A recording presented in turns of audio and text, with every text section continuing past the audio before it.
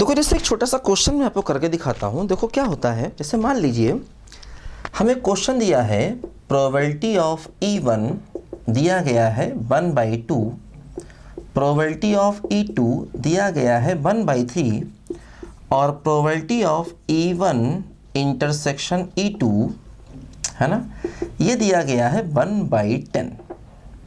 ठीक, अब जैसे मान लो अगर हमें for example probability of E1 union E2 चाहिए, ठीक है। सेकेंड में प्रोबेबिलिटी ऑफ E1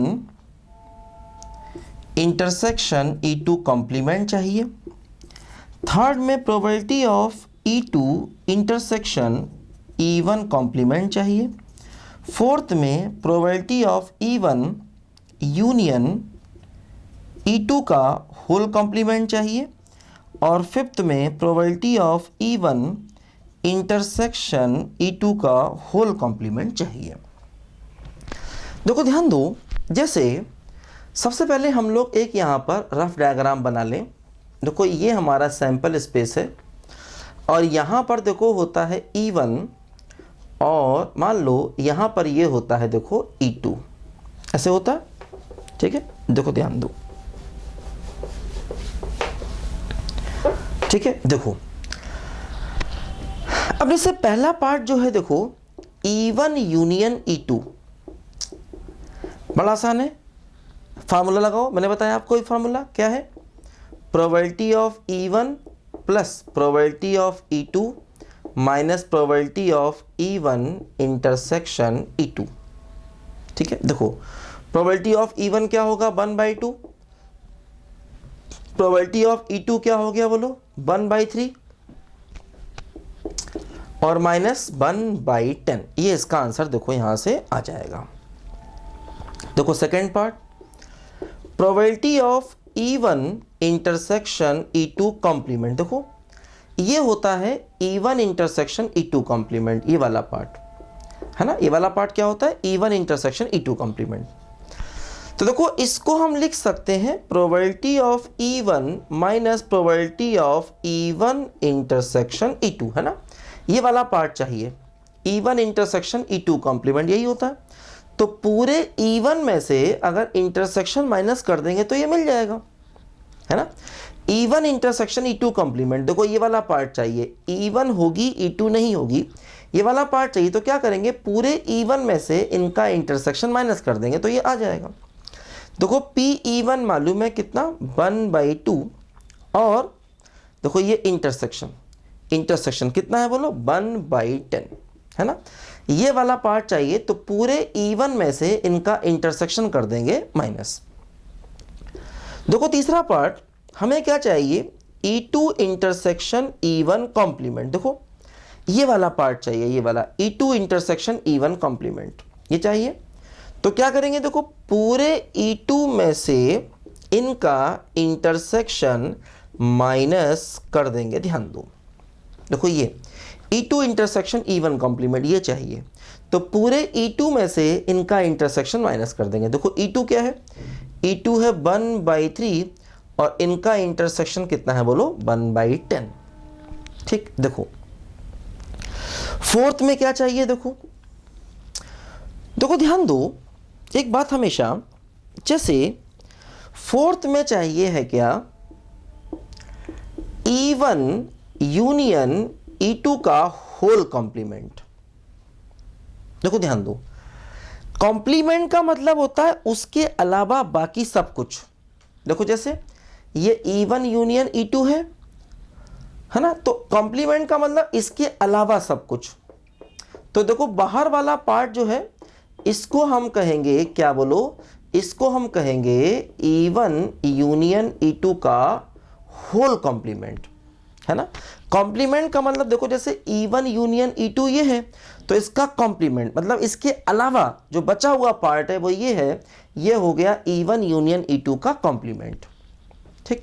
ये चाहिए। तो देखो इसका प्रोबेबिलिटी चाहिए, तो क्या होगा, इसको हम लिख सकते हैं probability of sample space minus probability of E1 union E2। इसको हम देखो ऐसे लिख सकते हैं।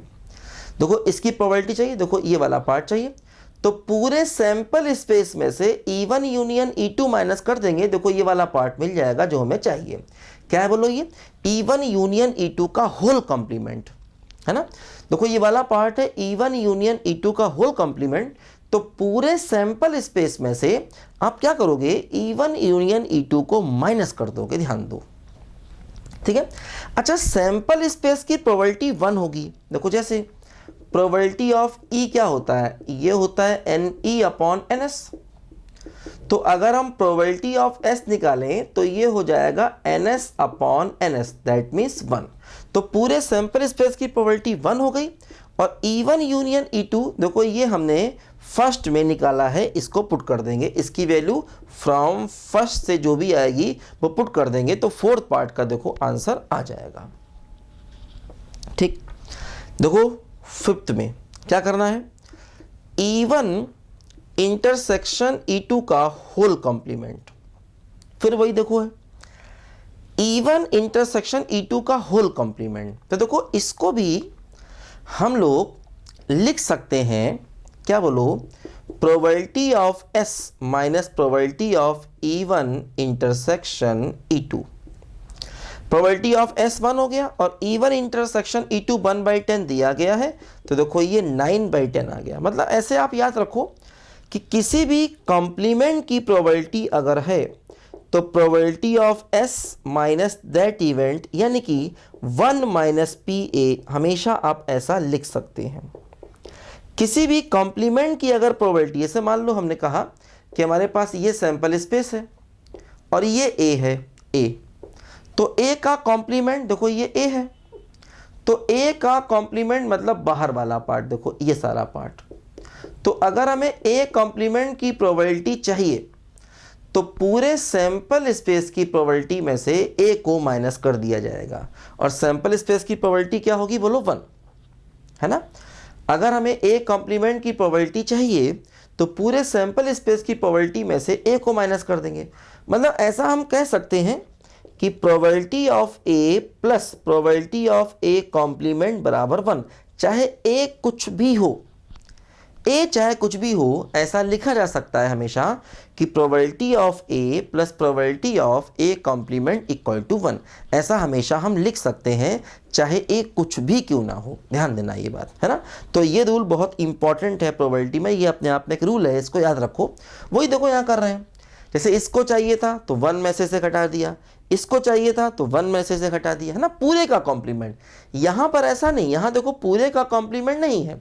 अगर पूरे का कॉम्प्लीमेंट होगा तो ऐसा कर सकते हैं, जैसे मान लो अगर हमें फॉर एग्जांपल निकालना हो, for example probability of E1 complement चाहिए हो, तो देखो इसको लिख सकते हैं क्या, 1 माइनस प्रोबेबिलिटी ऑफ E1, है ना।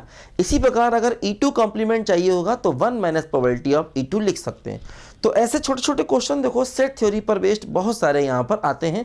अभी हम लोग और भी ऐसे कई क्वेश्चंस करेंगे, इसको जरा लिखो ध्यान से बच्चों।